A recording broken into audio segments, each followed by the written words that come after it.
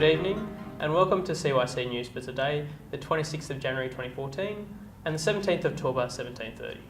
I'm Joseph Farming. And I'm Christina Maurice. In today's headlines, Egypt's interim president meets Pope Tawadros in the presidential palace. Cairo hit by 3 bomb blasts on Friday, killing 5. A deadly fire in L'Île Verte home for the elderly. FBI warns shops to watch for checkout thefts. We begin our lead story in Cairo, where interim President Adli Mansour met Pope Tawadros II of Alexandria Wednesday morning. A church spokesperson advised that the meeting was held to discuss the political situation and national issues in Egypt. A delegation of Bishop Musa of Youth, Bishop Paula of Tanta, General Bishop Ioannis, Judge Monsif Solomon, a member of the Congregation Council, and Dr. Susie Nashid, a former MP, accompanied Pope Tawadros. The Pope expressed sincere gratitude to the President for his interest in asking about the health of the Pope's mother, describing this as a sublime human gesture.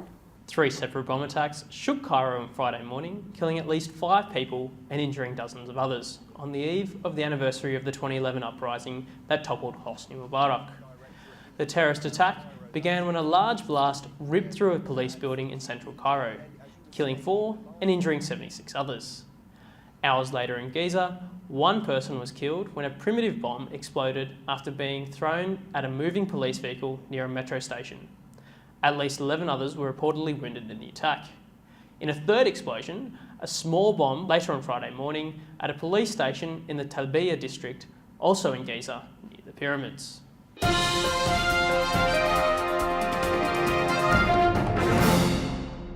Moving on to Quebec, where as many as 31 elderly Canadians are unaccounted for and 5 are confirmed dead after a fire destroyed an old people's home. The blaze was first reported in the early hours of Thursday morning. Firefighters who arrived within 8 minutes of being called saw and heard residents they were unable to save. Many of the residents were users of wheelchairs and walking frames, officials said. Local Chief Firefighter Yvonne Charon told the Canadian press it was a night from hell. Emergency crews were able to save about 20 of the home's 50 to 60 residents, 3 of whom were injured. The FBI has issued a warning to US shops telling them to beef up defences against cyber thieves. The agency included its warning in a confidential report to large retailers. In particular, shops need to look for this type of malware used to steal millions of credit card details from shoppers at retailer Target. The FBI said it had seen about 20 cases in the last year where data was stolen using the same type of malicious code. The code has been inserted to a credit card and debit card swiping machines, cash registers, and other point-of-sale equipment. The low cost of the virus code, coupled with its wide availability on the underground market and the potential for profit, has made it very attractive to thieves. French President Francis Hollande has met Pope Francis at the Vatican on his first foreign visit since report of his alleged affair with an actress. A Vatican statement said their talks covered the family, bioethics, and respect for religious communities. France is planning to amend its laws on abortion and assisted suicide.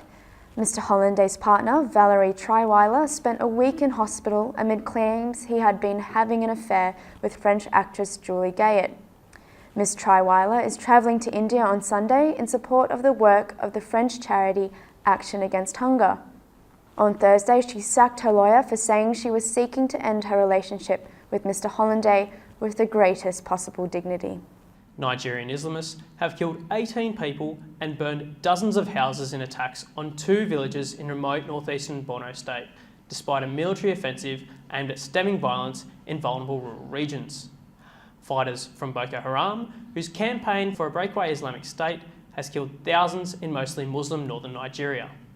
They have also shot dead 8 people in Kaya village before razing it to the ground on Wednesday. Boko Haram, seen as the gravest security threat in Africa's top oil producer, torched 2 other villages on the same day, but no one was hurt.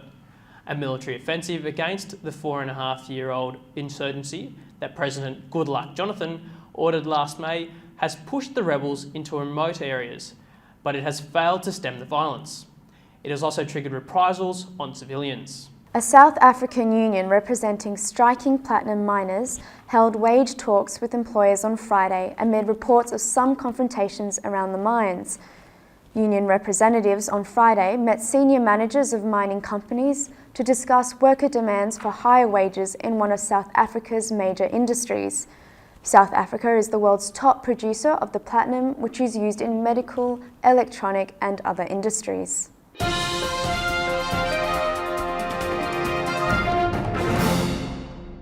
Samsung Electronics, the world's biggest maker of mobile phones and TVs, has reported a drop in quarterly profit for the first time in 2 years. Net profit was 7.3 trillion in the October to December period, down 11% from the previous 3 months. Samsung's earnings were hurt by a drop in margins in its mobile phone division, which saw operating income fall 18% quarter on quarter. A special bonus payment to workers and currency fluctuations has hurt its earnings. There is little reason to prescribe vitamin D supplements to healthy adults to reduce the risk of diseases or fractures, say researchers writing in The Lancet. They found no significant reduction in risk in any area after analysing more than 100 trials. They added that future studies were unlikely to change the figures. At-risk groups, including babies, pregnant women and elderly people, are still advised to take supplements. The research team from the University of Auckland in New Zealand looked at existing randomised controlled trials of vitamin D supplements with or without calcium. They found that vitamin D supplementation does not change the relative risk of heart disease, stroke or cerebrovascular disease, cancer and fractures by a noticeable amount equivalent to 15%. Vitamin D supplements did not reduce hip fracture risk by more than 15% in hospital patients, and when given with calcium did not lessen the risk in healthy individuals either. Dutch researchers suggest that having the central heating on may be contributing to our ballooning waistlines. Higher temperatures in homes, offices and hospitals provide more comfort, but mean bodies no longer need to burn extra calories to keep warm. A Maastricht University Medical Centre group says 19 degrees Celsius is sufficient to provide the right balance.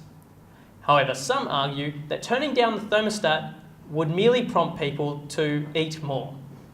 The weight loss idea proposed in Trends in Endocrinology and Metabolism comes down to energy balance. People will gain weight if they consume more calories than they burn off in their day-to-day life. And that's all for CYC News for today. Stay tuned for more Christian content on CYC. I'm Christina Maurice. And I'm Joseph Farming. From the CYC studios in Sydney, Australia, good night and God bless.